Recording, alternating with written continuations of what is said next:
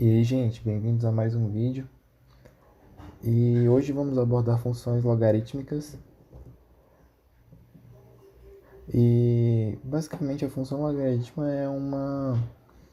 é um inverso da função exponencial. Vamos relembrar rapidão o que é um logaritmo? O logaritmo ele é basicamente uma forma de encontrarmos um expoente. O log de b na base a igual a x é correspondente a elevado a x igual a b. Então, basicamente, quando fazemos um logaritmo, nosso objetivo é descobrir o expoente. Temos aqui a base, né? Esse termo é chamado de logaritmando e o x é chamado de logaritmo.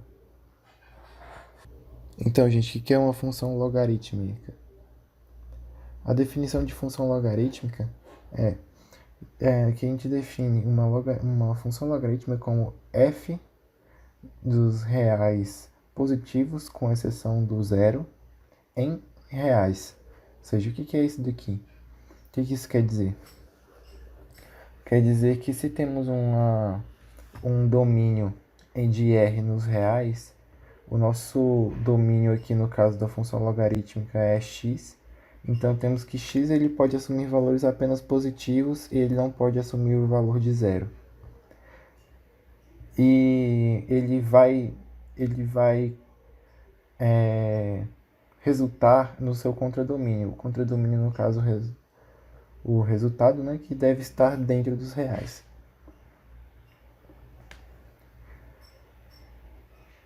Ou seja, o seu domínio é um conjunto de números reais não nulos e o seu contradomínio são os números reais. Então, isso que eu acabei de falar. Tal que a lei de formação pode ser descrita por f de x log de x na base a, em que x é a variável e a é a base do logarítmico. Lembrando que, por definição, um logaritmo é a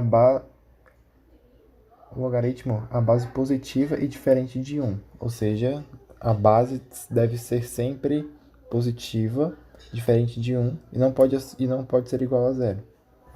Tem que ser maior que zero.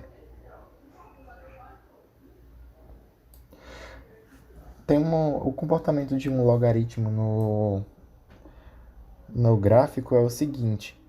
O logaritmo ele vai ter dois comportamentos. Ele pode ser crescente ou decrescente. Aqui temos a função crescente.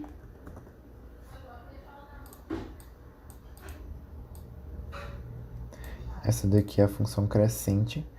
A função crescente ela vai ser para todos os valores de a maiores do que 1.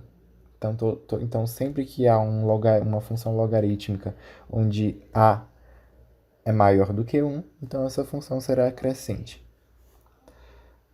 Já para o caso da função decrescente,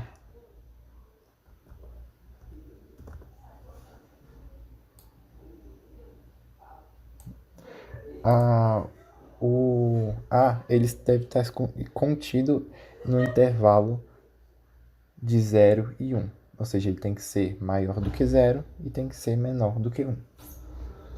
Nesses casos, então, o nosso a vai ser decrescente.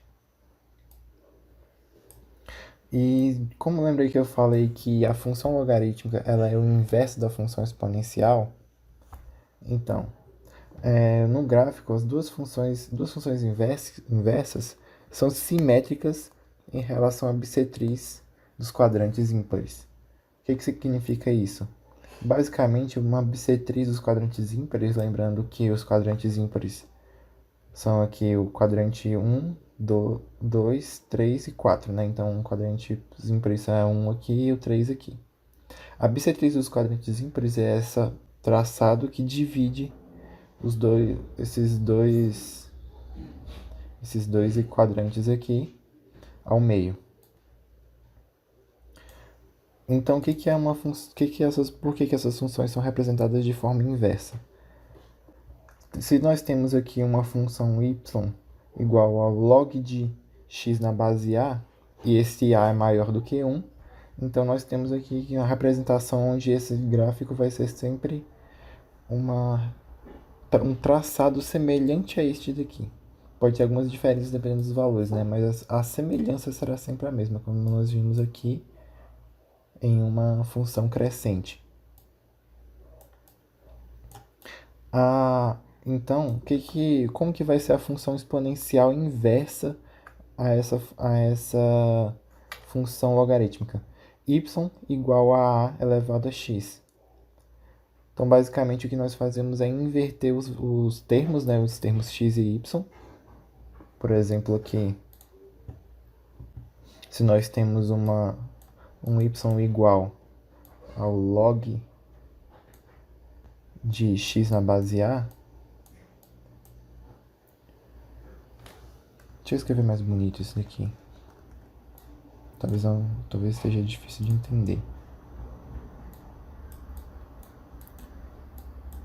Opa. Uma função y igual ao log de x